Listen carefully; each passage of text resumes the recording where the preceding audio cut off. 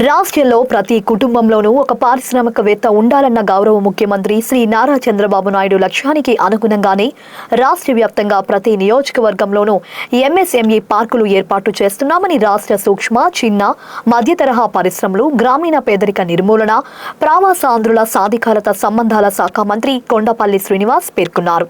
Doctor BR Ambedkar Konaseema జిల్లాలోని రావులపాలెంలో స్థానిక MLA Bandaru సత్యానందరావులతో కలిసి పలు అభివృద్ధి పనులు ప్రారంభోత్సవాలు, శంకుస్థాపనలో MSME, SHG bank linkage, TRICOR రుణాల చెక్కులు పంపిణీ కార్యక్రమాలలో పాల్గొన్న మంత్రి కొండపల్లి మీడియా సమావేశంలో మాట్లాడుతూ ముఖ్యమంత్రి విజన్ 2047 లక్ష్యానికి అనుగుణంగా జీడీపీ గ్రోత్ రేటు పెరగాలంటే ఖచ్చితంగా గ్రామీణ పారిశ్రామిక ప్రగతి మెరుగుపడాలన్నారు.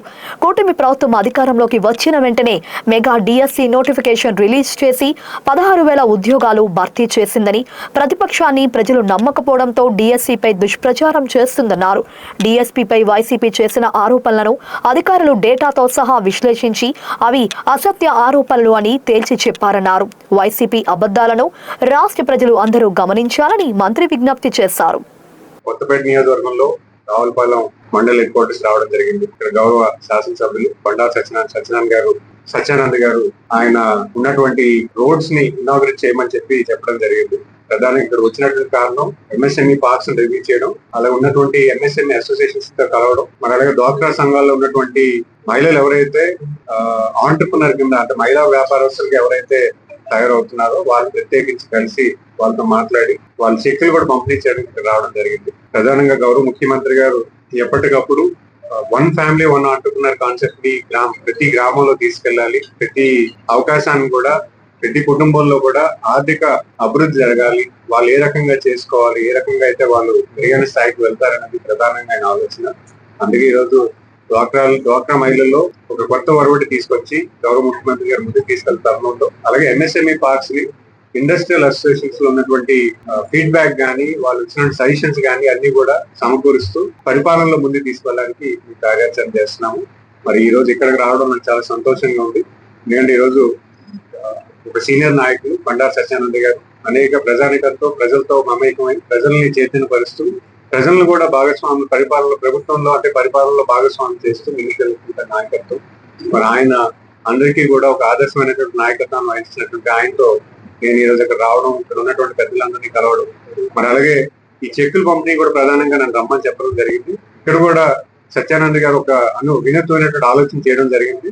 ఇక్కడ ఒక ప్రతి ఒక్కరికి కూడా అవకాశాలు గవర్నమెంట్ పాలసీ విధానం చెప్పడంలో కానీ, అవకాశాలు చెప్పడంలో కానీ, టెక్నాలజీ చెప్పడంలో కానీ ఒక వ్యవస్థ ఉండాలని ఒక హెల్ప్ డెస్క్ కూడా క్రియేట్ చేసి ఒక 2 ఎంప్లాయీస్ ని పెట్టి ఎవరు ఏ ఐడియాతో వచ్చినా వాళ్ళకి బ్యాంక్ లోన్ కల్పించాలన్నా, డిపిఆర్ క్రియేట్ చేయాలన్నా, లేకపోతే గవర్నమెంట్ పాలసీలో వాళ్ళు అడాప్ట్ చేయాలన్నా కూడా ఒక హ్యాండ్ హోల్డింగ్ సిస్టమ్ రావాలని చెప్పి ఒక హెల్ప్ డెస్క్ కూడా పెట్టడం జరిగింది. కొత్త ఆలోచన, డెఫినెట్ గా అలాంటి ఆలోచన చేస్తే ఖచ్చితంగా, ఎందుకంటే ఈ రోజు ఒక కుటుంబంలో ఆర్థికంగా వాళ్ళు స్థిరపడితే ఖచ్చితంగా వాళ్ళకి ఉన్నతమైనటువంటి విద్య, ఉన్నతమైనటువంటి ఆరోగ్యం, మెరుగైనటువంటి ఆరోగ్యం కానీ, లేకపోతే ఫ్యామిలీ ఈకో సిస్టమ్ కానీ మెరుగుపడుతుంది అనేది పెద్ద ఆలోచన. ఎందుకంటే ఈ రోజు నేషనల్ 2047 విజన్ లో మన జీడిపి గ్రోత్ రావాలంటే గ్రామీణ ప్రాంతంలో ఉన్నటువంటి కుటుంబాలన్నీ కూడా ఆర్థిక అభివృద్ధి జరగాలి. అది గౌరవ ప్రధానమంత్రి గారి ఆలోచన, అలాగే గౌరవ ముఖ్యమంత్రి గారి కూడా ఆలోచన.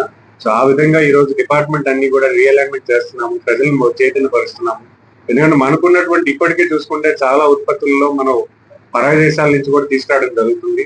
మనం తయారు చేసుకోవడం అనేది ఒక ఎత్తు అయితే, ప్రపంచ స్థాయి కూడా మన ఎగుమతులు చేసేటువంటి స్థాయి కూడా ఈ రోజు మనం వెళ్ళాలంటే అటు అన్ని రకాలుగా మనం అభివృద్ధి కలవర్చాలి. మనకున్నటువంటి ఈకో సిస్టమ్స్ ని స్ట్రెంథెన్ చేసుకోవాలనేది గౌరవ ముఖ్యమంత్రి గారి ఆలోచన. సో డెఫినెట్ గా ఆ రకంగా పనిచేస్తామని మీ ద్వారా తెలియజేస్తున్నాం.